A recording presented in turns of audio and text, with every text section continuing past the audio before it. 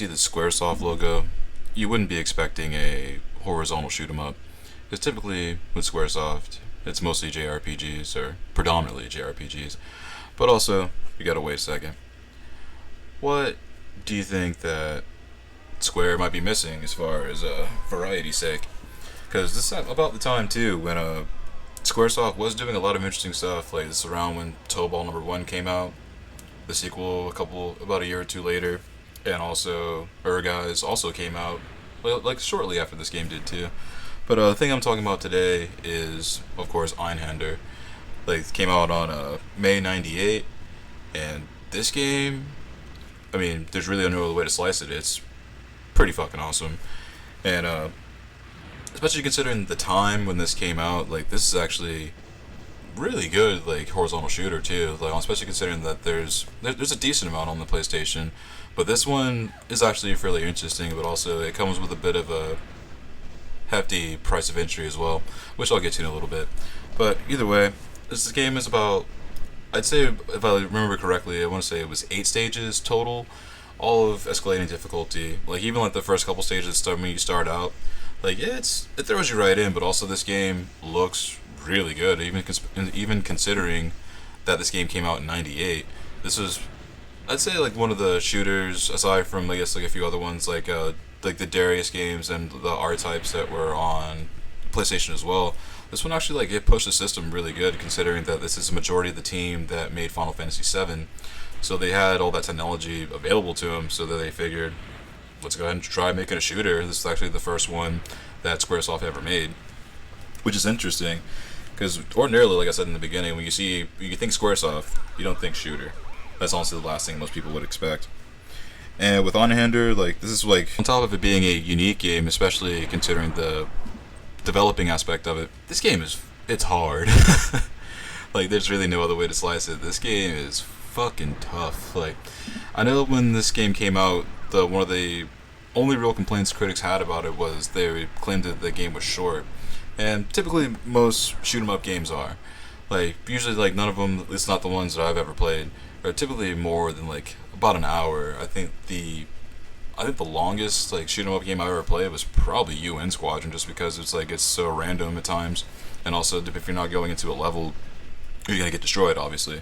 But also that's the main goal with this game, especially seeing how the bosses, especially with this like mole battle.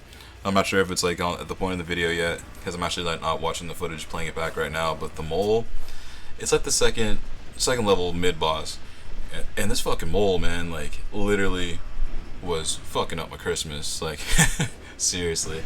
But I swear, like this game is like it's really challenging. So this is also one of those games, if you like shoot 'em up games, especially like the horizontal and like vertical shoot 'em ups, like especially the ones that came out around this era, because between like '97 to like the early 2000s, there were some killer shoot 'em up games coming out. This being one of them, and really, I guess aside from just trying to get through the patterns, which do change up quite a bit, and so the environments, because it's actually, since this is like a 2.5D game, it actually does like a lot of really cool things that like really, I mean, you could do with like drawn in sprites, but this one actually does it really well, I'd say. And also, the more I play it, it's becoming one of my favorite PS1 games that I have, and also I get a kick out, even though it's tough. It's a tough one, but it is really really cool. And also with the music in the game, it's Kenichiro Fukui. And I'd never heard of this guy until I played this game. Like the music that he scored for the soundtrack is pretty sweet. It's like a mix of like some techno, almost like a little bit like drum and bass, and like not quite trance, but it's like some like almost kind of like hard like 4 to the floor kind of stuff. So the soundtrack's actually pretty interesting. Along with like tracks like that, it had a lot of like cool like ambient, like almost like really ethereal tracks too. So this is mainly the I know I'm rambling about that part, but honestly, like the music's really cool, long and short of it. So definitely, that's only one of numerous reasons to pick it up.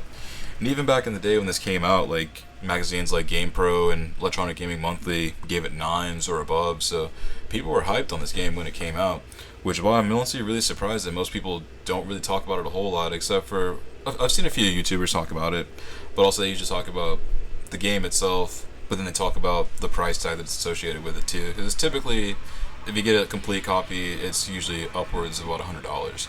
So I'd definitely say, like, if you see this one out in the wild, especially, or if you happen to be at a garage sale and like you peep this with around like a stack of CDs, especially if it's priced like a CD, I definitely suggest picking that up.